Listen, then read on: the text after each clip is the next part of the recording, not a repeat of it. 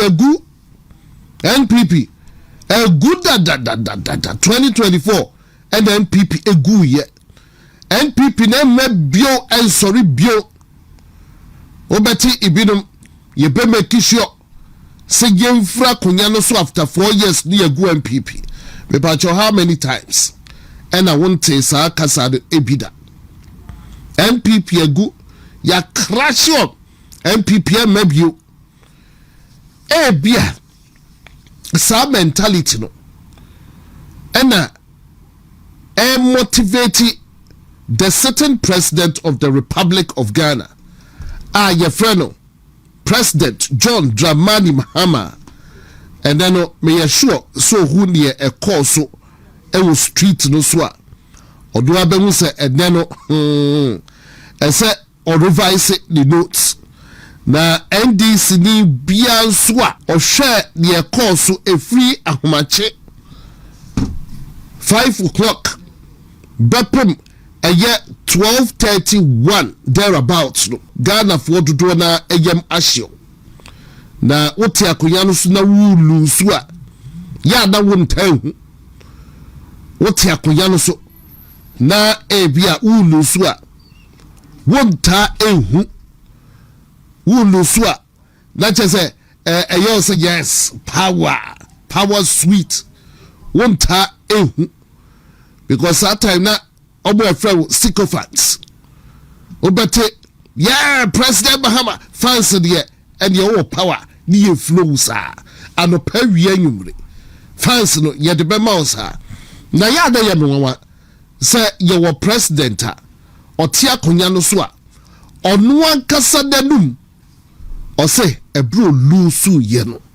oti fi adan de raho o lusu ye no ni fie din omo ana ebesra no no bia emma mesra bibio enka bro nyankoko odwan na ntwia amanfo de breno ebra no ti akoya no so as president no ebedu broya na ehudin na fe ne raho enso ene osanya second coming us come back no president enti wo hwa wasua ne lessons ni enti e bia ye ne say sa de bekwa enche akabeye 2 years and some 4 months or so be 5 months na President John Dramani Mahama osra kwa kotenafi obesa kwa kotenafi mefia yedi obekwa kwa kotenafi bronya nkoko no emma odwan da ntwi aponche no emma bio na wakoka the likes of Obampani Dada John Ejekum Kufuo ho wakoka the likes of Nana Adudankwa Ekufuo Adodom ho afi obeti statesman na statesman ebi say ya na over 3 years after which ebia wuntumi enye hwebio de ye hui said your lawyer etaka no ebia no bi be activate constitution no after so wakotena fie na eho no na akwa awreko aba sa time na ni fie do so kwa enim kakra autumu se eso ojojo no but yeguso bokoko say bia endru ho but say youth libya di brabre no and then remember no H0t say oblania bre pa community center opposite a yes Supreme Court. That just say omo kura yes omo champion no omo champion no because omo ponko pentem omo hume TikTokers and then do ho entem no adentia ya chi omo gum and then we ya TikToker ya chi gum and I say ya chicho na later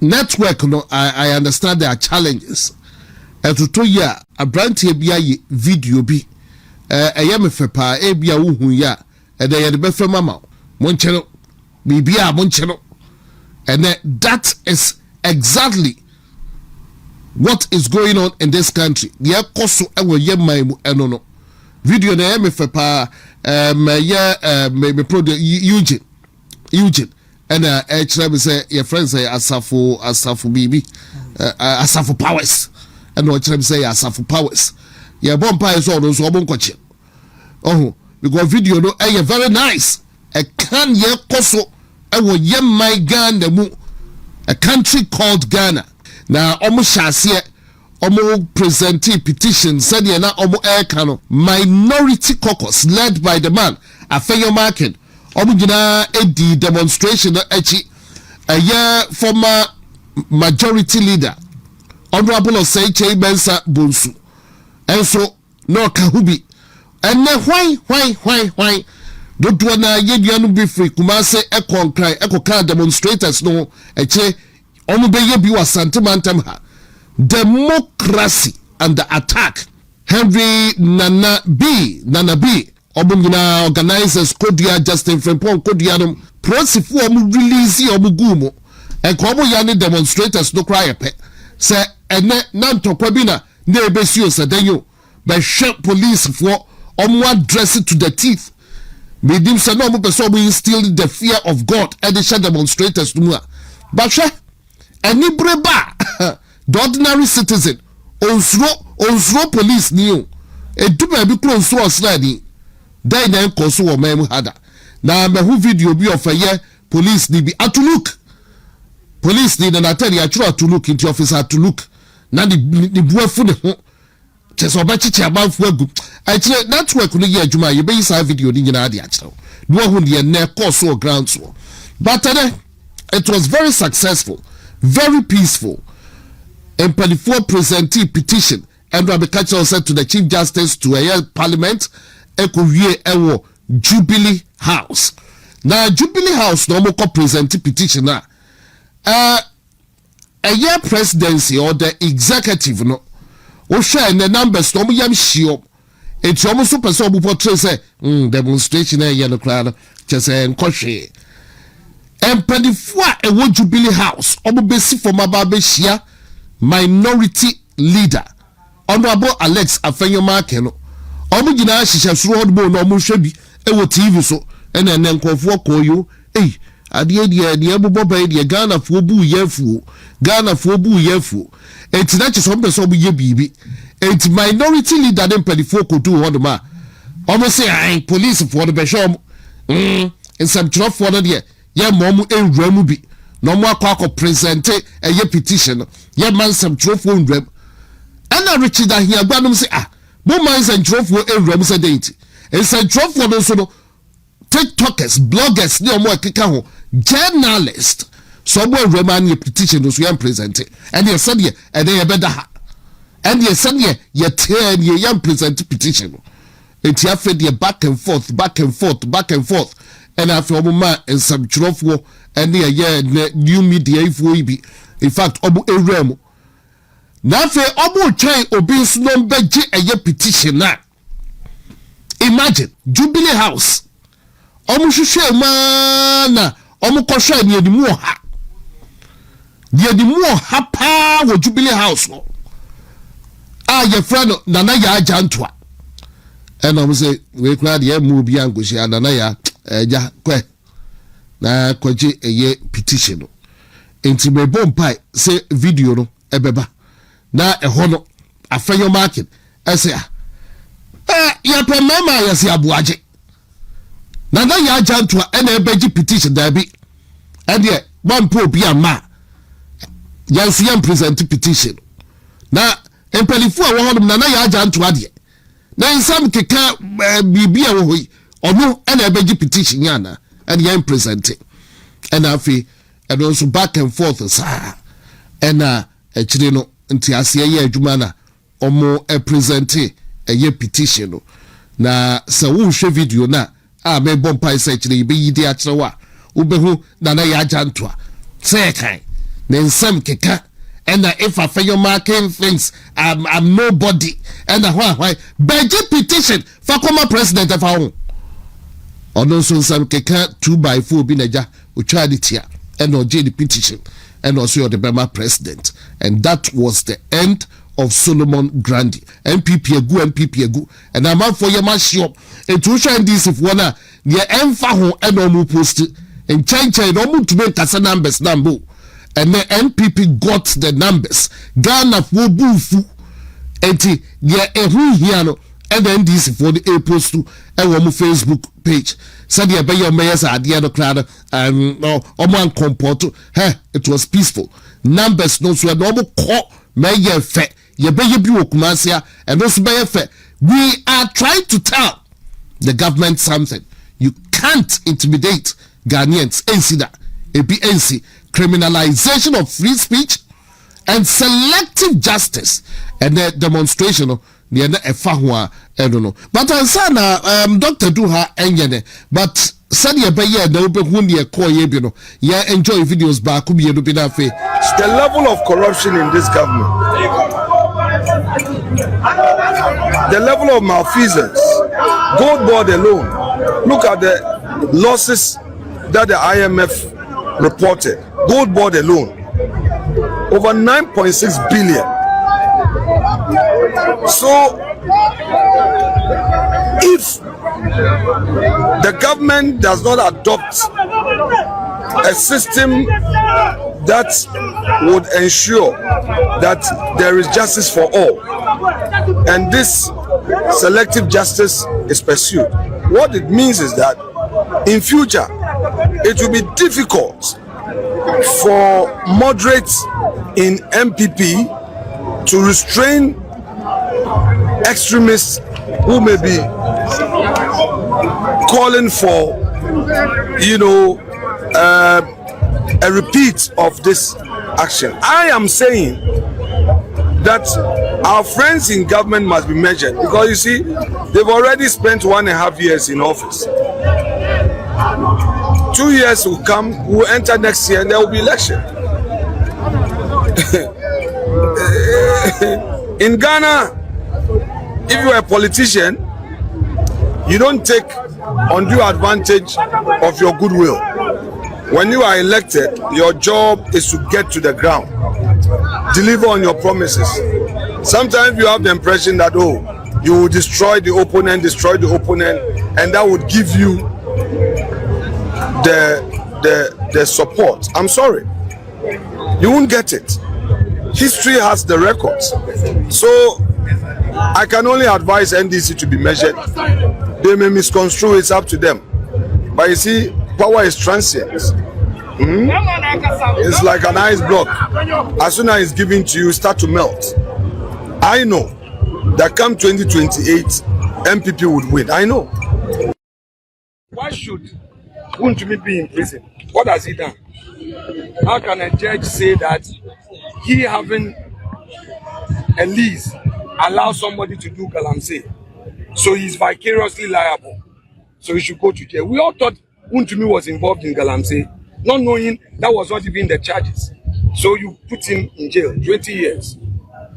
You remove the Chief Justice. What did she do? Because you wanted to capture the judiciary. And today, as all judges are on vacation, the government has directed the Chief Justice to give dispensation to some judges only to try matters involving NPP activism. That is wrong. Again, Iyoko, what Iyoko is doing, they invite you, you go, they say go and bring property worth millions of cedis before you are granted bail. Very onerous bail conditions. That's also wrong. So we are taking this opportunity to remind you that, you see, there's an election ahead of us, 2028. Unfortunately, Mr. President is not going to stand election again. This third-term agenda you guys are pursuing, has failed. It will not going to happen. So you're going to have your own difficulty. Looking at how you have failed the people of Ghana. And you are definitely going to be in opposition. Would you be happy if such a thing happened to some of your members? Already, IMF has announced losses of 9.6 billion in the gold board transaction. That's IMF. The IMF report. So that in itself is enough meat. We are hearing of all the malfeasance in many public institutions.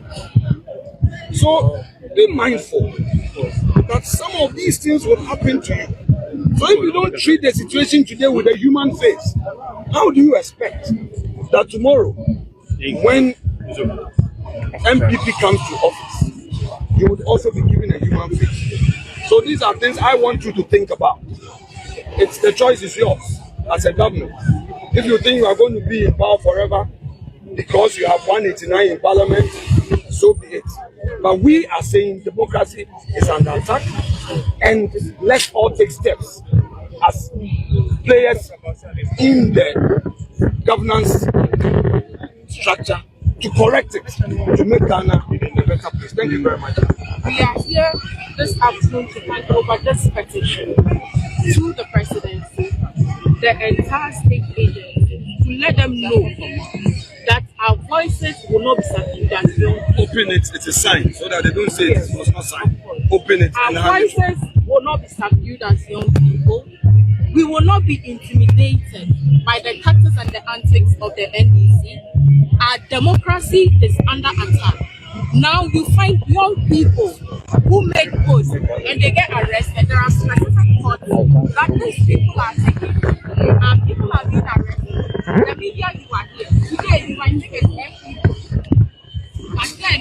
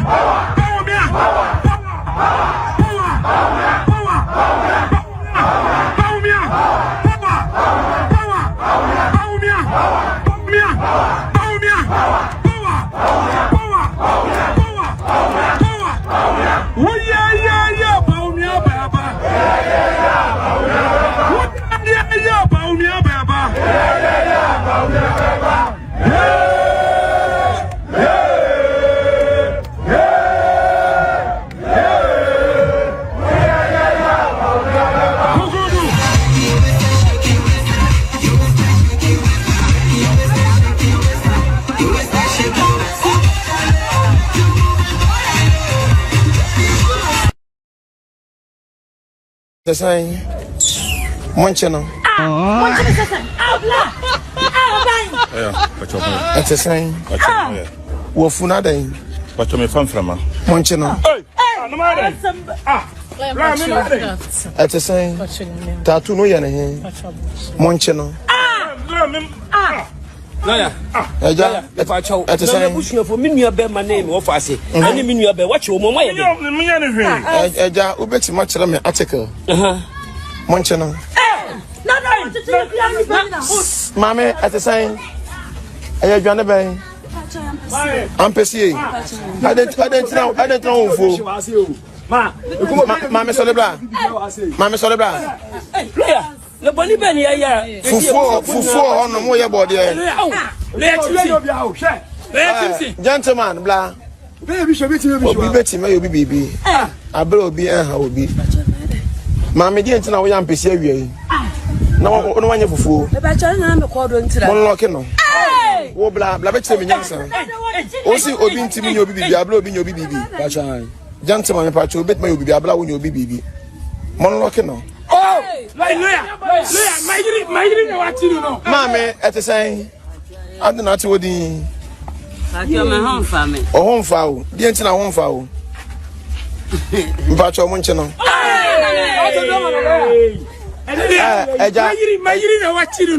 Into the eye.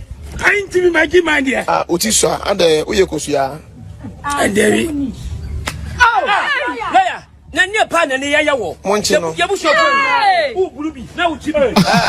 All right, Nana Kwame, that's just by the way near Koso ewo demonstration grounds so NPP party yes eguno ene the demonstration ena huyen party na eguno ena omokoye demonstration ma ushe ebino na the last video na wo hwe no my country will say a somewhat humorous but a perfect picture of a year or manya yetimu ene perfect picture of the Mahama administration. Monchino abai a brebe man ke bebo video bi ene or baby or call demonstration and then reward baba when you now call demonstration or baba or say ya chino abai perfect picture of ene or maya yetimu bibia bibia yanchino. Mokai said Media Foundation for West Africa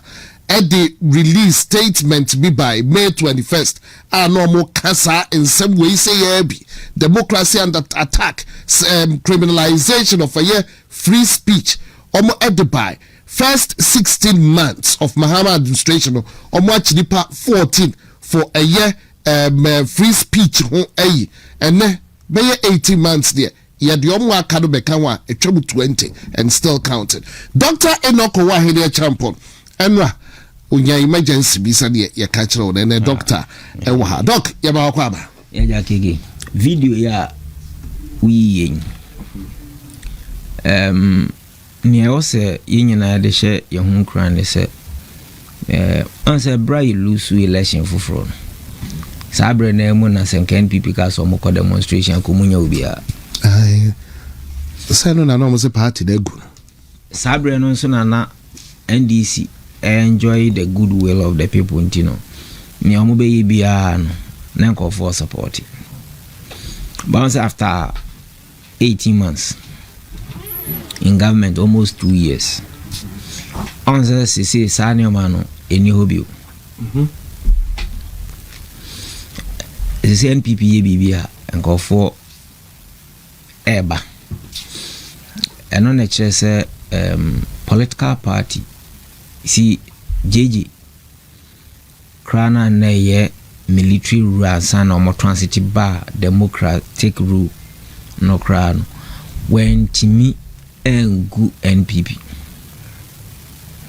omo mochichi womo under tribunals ne sanyo mano kiki omo kra no Rollins o Chama Rollins naban kra aye the 1992 constitution just to satisfy him and glorify him crown when timi engu NPP the new patriotic party survive and Diana Sautini pani binka normal car NPP enya no kre that period na nenko for passive no the period that people were still dealing with the electoral shocks results no shocks they buy any the goodwill ana NDC enjoy no and then na ayenko for no be say NPP entisa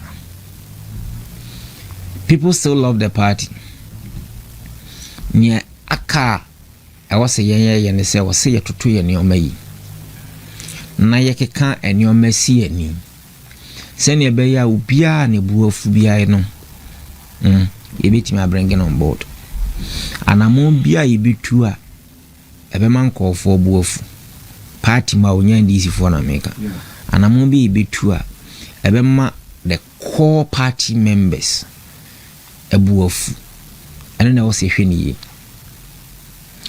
because say you can huboma you see anytime bia NPP be lose election o de ya hwe voter turnout say lose election ya hwe voter turnout inti say nya very high voter turnout you win elections. And as you to abandon call for and to pana the percentage of turnout not to the previous one less or tipa NPP losing. Yinya high turnout ne ti bia yewini na obede no nya high turnout e was ototo ni o mai na wetimi wa coming in bia emma grassroots no nse maka no happen say empanifo no bebre ho no ma eya na ne omo ya yeso omo begina platforms wa kasa ba mobilization a obenya nkofo kra begina rally na se amwa kasa no e ho na asem no wo ojase se nkofo bu afu afra obi ama. And I think say gradually things are getting well. Things are getting well. We are capital. We should ask ourselves to say a demonstration in all the other regions. What will be the turnout? We are. Then you narrow down and ask yourself. Say a demonstration war each constituency and our district. What will be the outcome and I say attendance? That should be our concern. We're not any power but fine. Let's go back to rebuilding, bringing everybody on board.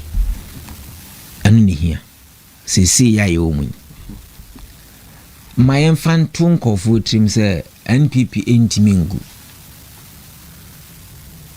What I say, JJ Mukranti NPP. But the point is that say intimingwa ijina yantutu yeni anamuntusu.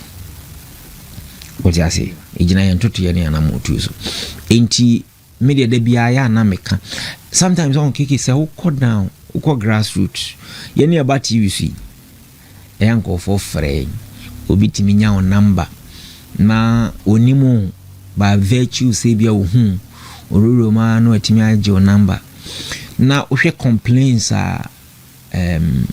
ya o mo ka kirewa. Then you ask yourself, okay, so empanifo no ya na sa complaints we no o mo tia na se o monte meko ayi e o bomso sisenchi mo amunua no wa ha no ma otu kwan Peter ne wife Ephraim me ehwe se munye na moya we me ko ne wife yi ni bi nimtie yi na sina na maame bi e bai no be chia me no bo me din minimu no asama minimu na te se no se na meta hwew na me wo haw bi ampese me de tu ani na asama adai o se oto na ba wo kwada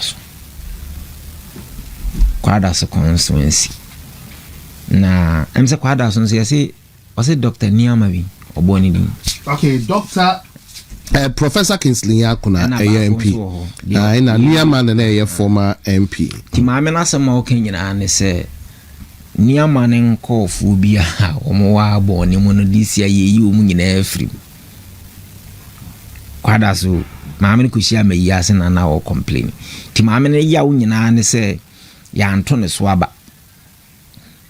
But a buy ni dini album ni mu enti se na ya anto no so aba ono ye yi ni din afiri mu enti one ne mba ye be expect se duru abato so ha one ne mba ba beto na ye yi na afim dia na chese onye party ni ba bia na afi o se menne maame no ejina ho ayi na se na afi akwa asa akwa ye se me cheche ni nwa sa apa ne chew so inti pocket of issues nipa no bi ha ensem bi omunyo bi akra nka nkire no no de ahye ne ho eno na wanhwe a ebeduru general election no na afi eno na ekoha inti ne me de bia me ba me sere mpanimfo say your opposition, this is the time I was say ye keka ye hu boom na ye si fi nsem na nkofo a edi yawo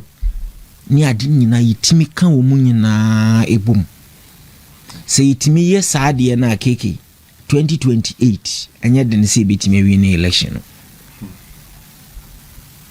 enye de ne se betimi wi na election intime serebiu se party ne kan ehumum se kan hu bom akeke me ka kire the NDC fo yi se o se aban papa aba no muntimi nkabi mewa aban papa aba no ba men kai last time grab a bit Debbie omuntu benka grab. When was the last time I would taste fuel prices near year grocery? When was the last time I kike what say ato is omuntu benka grab? Ato is for since say no omuntimi nkabi. It tells you said your mobile ya na fa anyoma bi na policies bi ayen ruling it out na yield dividends are man give credence to us na mo ye ne se eye wo mo na ayade no sisi amene otiwe saa o mayade ni nyina saa ne o ma ni nyina erodi utase se erodi enti wo mu wonte se ye ka ato is forcing bio ena wonte aban papa babio ade e wo se e ka kire ni se nkofo ana abufuo wo mu anu nti bibi nti o man koto aba no they are coming back so that say omo e try heal naturally nti omo heal omo ba back no yenso na wo se hwe ya na montuo in our internal reorganization no se ne be ya omo wo mu dada no omo bufu ye omo tetena ye na eba no yensa take decision bia ebesa ma omo wo mu no enso ebu afu na we mu beba no na we mu nso ukọ ebasa na o course mathematics course 90 say cosine mathematics we course ubo course 90 a 0 intermediate me sere party mpanimfo from national regions ni nyina anya Ashanti region kwa national ni all the 16 regions all the 276 constituencies no say anamon bia omo betu ade abufuo be back grassroots wonom ni ade no omo hwe ni yi because say kan hu bomu a we can recapture power because said the omo de Ghana for fam mabunu say wontimi post bibia o Facebook ayi ni ade o nansi ami hu ayi bia omo say gentleman abi what studio say kasa eno mu buru ahokoche no ai say menim sa Ashanti achim de no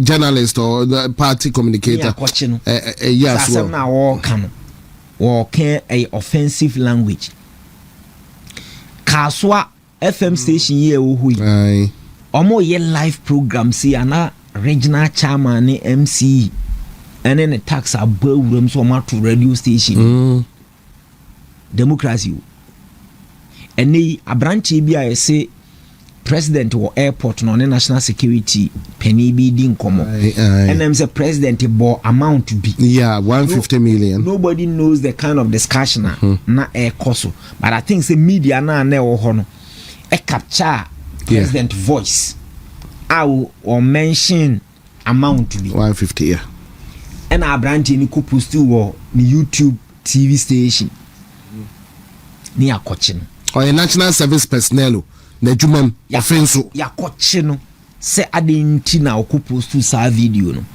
timehwe honorable Collins usu amankwa any one other gentleman bia omuni di akiri court kopɛ bail edimom ne ya hankofe boys mi no na mo che so kwa wobusuafo hu lawyerfo be chia ha adwene sese ehunahuna adoso uti ase ehunahuna na adoso abaye ya omode na tumu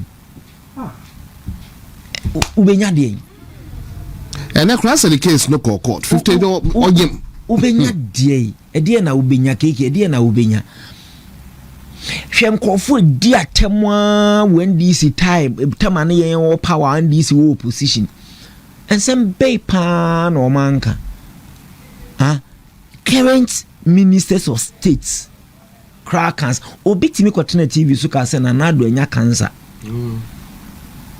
Felix Kwachofuso baby onya na nado medical records if you be any ebesi sabri minister of communication describe ya as a president useless and he's being charitable and he's over pampered child hwe ensem omo kan omo dinana do atemwa ma to the extent said the current president crowd describing Anado and a tribe achem for nyina say achem sakawa mafia for tiu odi opa meni obi mie na no ko describe president a otisu sesi and a tribe in that manner ade enchen ye beba befawo ade enchen ye beba befawo nti nyoma ne bebra akoso eno na kire se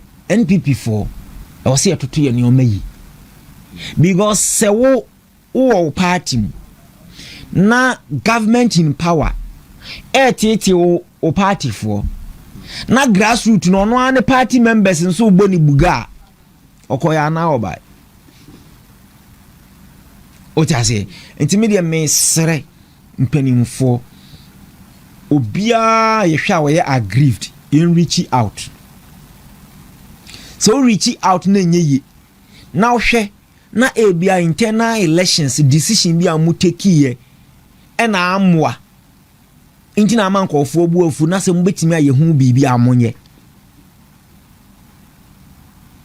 because baby aduru no ye hia se nyina ye bedai ye be kan ho abom makeki untimi nkan ho mom obra ye bo we mu ada meboa wo bo bi ye mu pa na se me bo ye mu so me nsu sere na chese bibi ayi okay ano de ensi intimi sere ye mbo no nke bi yebeti mi anka gege yenye dai yenjai maye moye hu ye because mpanimfo bu baby ase utwa o techere ma na onye dai wa o techere ma utwa na o tugem no toton se obenu se obede na wie na wo wi a unya nam bi anwe wa wo honam no wa dai wa sa consume enti se wa party ba ubehwe nanim aye ne bone asisi no aye ne hehe wo kan say politics da bi o politics na ubehunu bi asiesie de nkafa ko ye NDC ni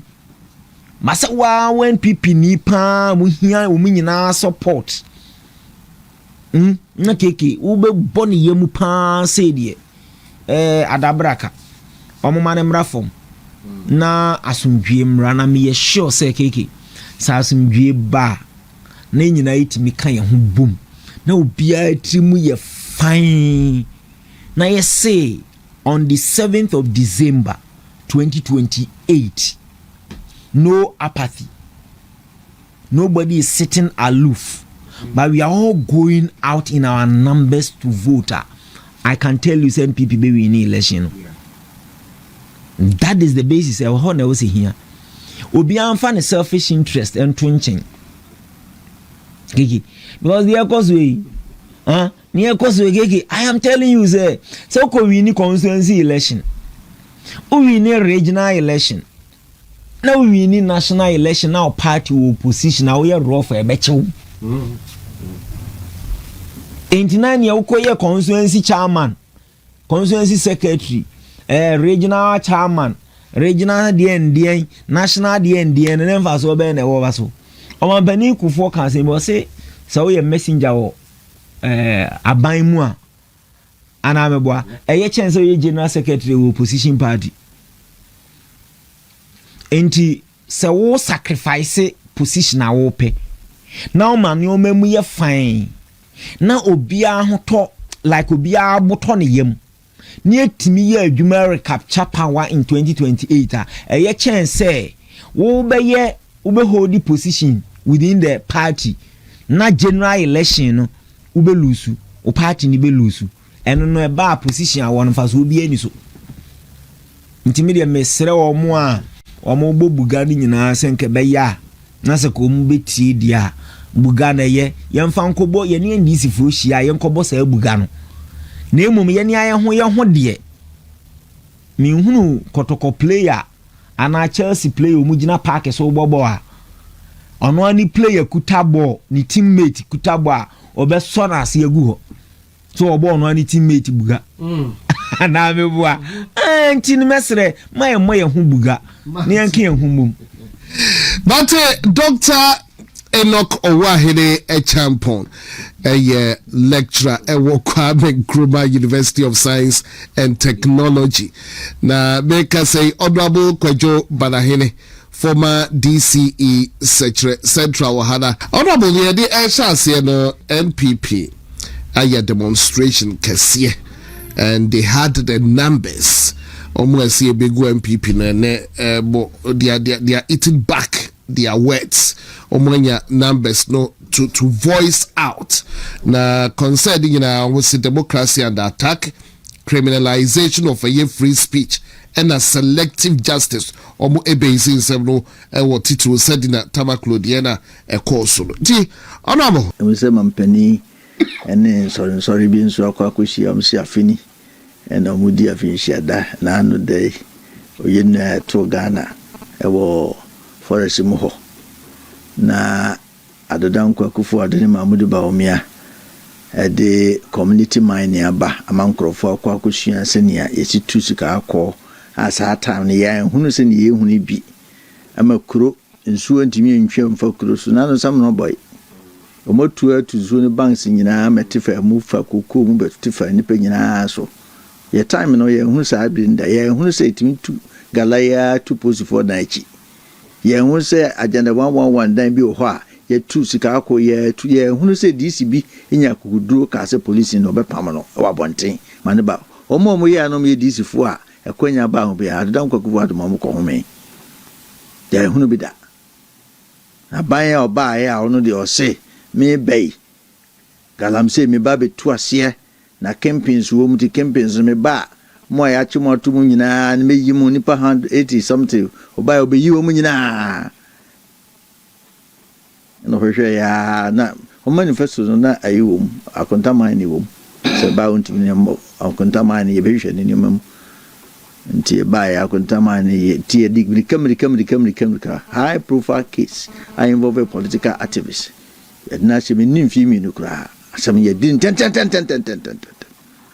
no so se untum be din national chairman de asam betimi aba ama wo mo nanso ni kro mu se am fam free sura mawa untumi enye hwe nti yame de yenu ane besie no sa ade namba ene opese wode ne ye no wode na ye nti ni kro mu se ne demonstration a che me de men you know say me no asem free kan enye ne ye kan kamamu na ye ye shase ye ni man say ya kamamu no enka ye ye nkrofo ye economists om de say prof mo hwedi om be kan book mu de no ye de ye no yinima say dokuno to ahye ne chesa ben e say dokuno bia ye no bia ye nkra dokuno de edin so ta ho ye wie kura mpo a ensuo no kura first na ye duro dokuno ho nsuo no ye nya malaria sa ha na bra na ye duro ba bebe nim die na nanom no oye ane ya sabia ma oye mfifirete wa na malaria no ise 3D na te ayira ndize nsuo nyina etimi ne dokuno no ho hye de ane chesa ben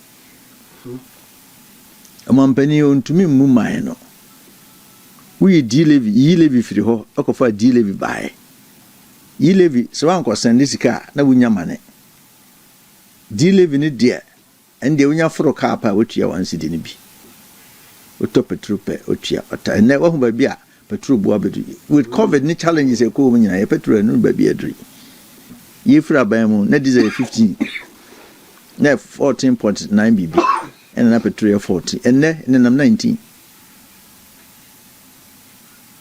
bibiansi wiase o covid ma ye ni pe wuo aban tua nkrofo ka ofie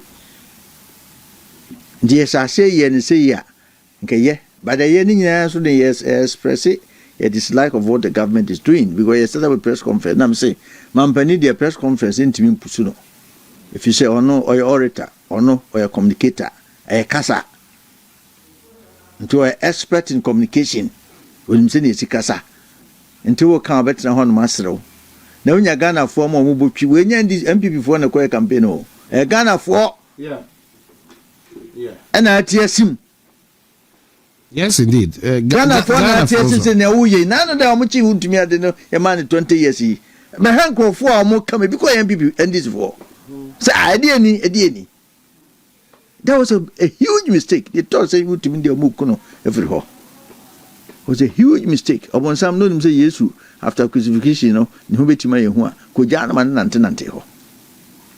Tinea cosway democracy in India. See, I shall say, I never see no man penny and yai, no na poundful and ya no more mumano.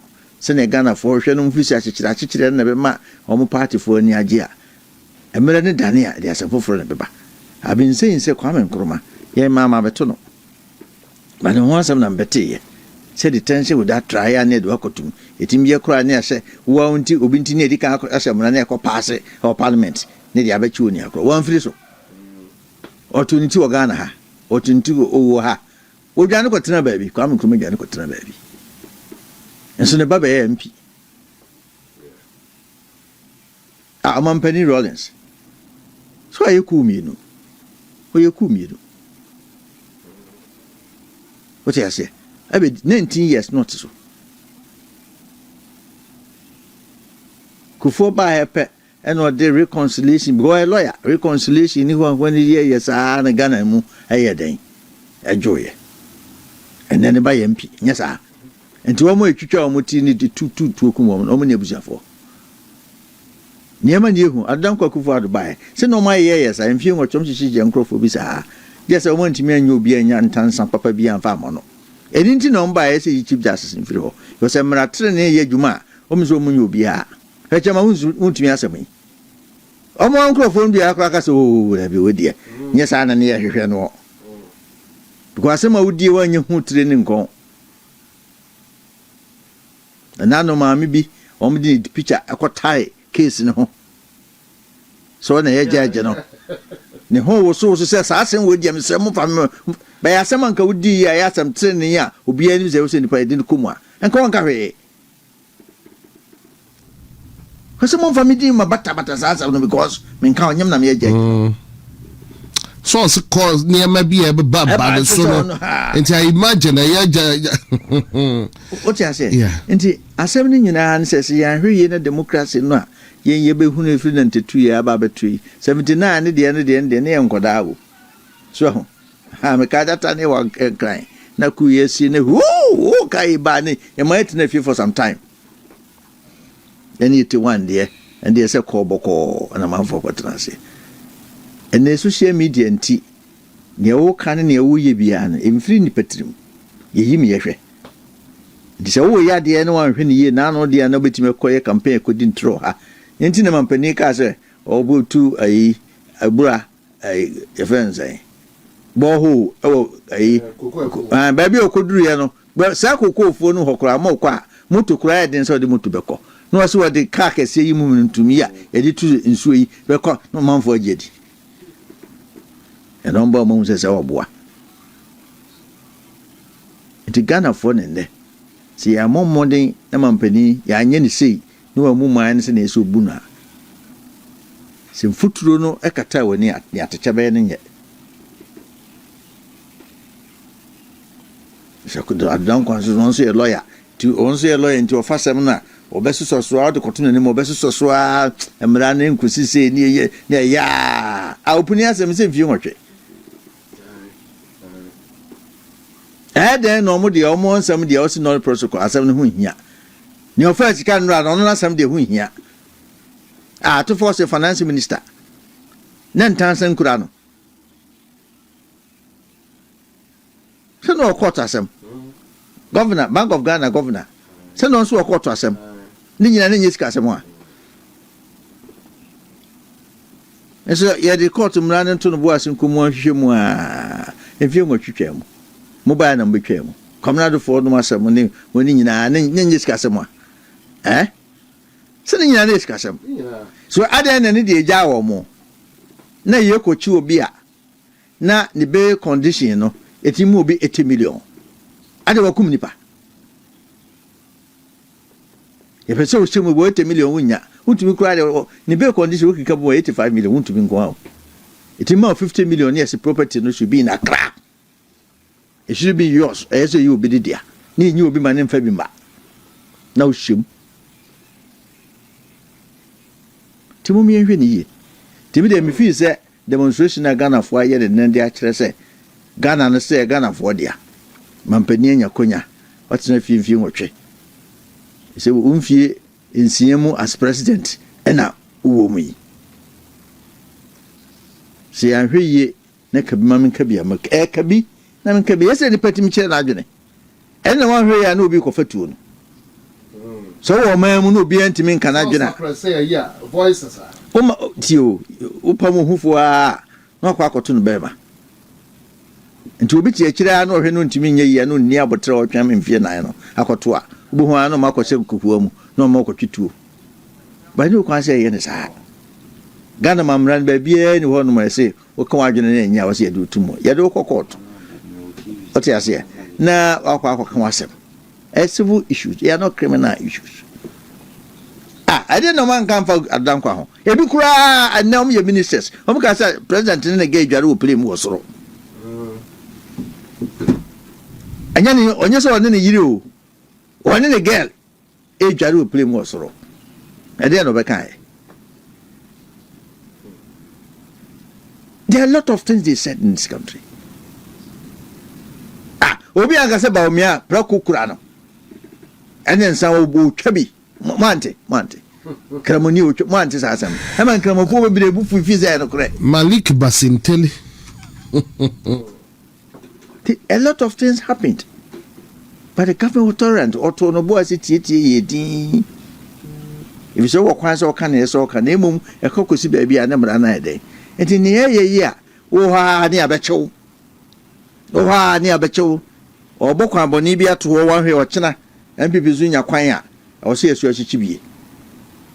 Me ma ho za list bi amanfo acha se kwan ne list a 2028 ne ba on beche wo mo. Amanfo acha se plan nkofo bi esika bi twitwiri die bi afọ mo nsemu a omo enti wo mo nyoma adwene wo NDC ni na ya ponti na se wo so se gala wo di gala na se wo ye mining whether you're responsible or debe mining na NDC ni a be very tactful. Mon kanchira ba na ba ni onyai if they say and na no obi kwaje ebosia ma bank bi no gui asem bi eni wi ase etim twemu o da so te ho ya anya na hwe obi ato aban japade se bedi na course na se code course de ni nyina ho za de ma ni nyina wo kwanya amanfo begina so e de aye ne oma nti wo wi fon sa na ahwe won sa na make tua me nua die so abi before enti ase abato bia ya to bia e the systems na eden e to ho mra e se emfa mra wo se so bi dane mra ne de ameme na onya dwene na mo yen koye registration no ada unim so per contest ni bia ko onkrofo eso mo mkotwiro mudin ameme krom sei ediru ba bi na nipa na ochotwo din no mu hu no because abosia na mkase okay monye mo kwa na adwuma party and physical ma oti ase se bia o trans de bia e be ma 20 na e be 50 cities the trans de bia na mienu na twere ya nya sa to ko de ni pa just me kope abosia e ma sa ni pa no ma se ni ma sa ha de ne mon trans na mo ni pa no mo 3 days no ma me twere ti se se twere wudin a bo modin e ma wudin ya den embrem me mfi se part ni ma se si ya ye no e bro first no ani de eburo ne nkate etimi toyi obitimi wi nka eburo nkate no ababa na eburo na kakakra bi na ho abato onyankopɔ kora no bonsam to aba no wa amana anya fe keke o de ase ntino wo obi kuta de na obaji bia no you need to be extra active. Yes, you say you can't enter into a strong man's home unless you bind him.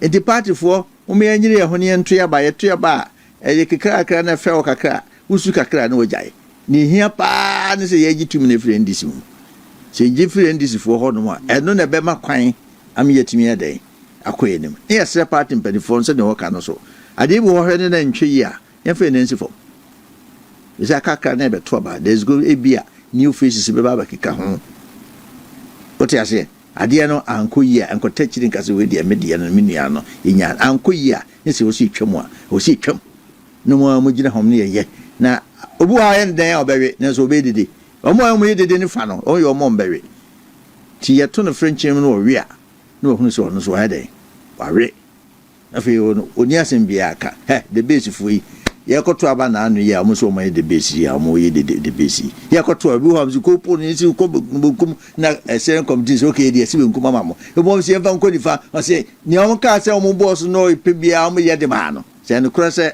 honorable Ken ye o boss wa yo ka so pe bia seren committee ni ye nti se wo se sa no awie ne ya to aba no wanya na obu ofu to beti mara fofora eno de obi aye ohwe ya enye yi sa nkrofo no de me de me no e ka me nko ade a kitiviso eye se nano no mpanifo bi kura firi mu ye wini ye okay me ye koya limiti that was honorable Kwejo Badahene.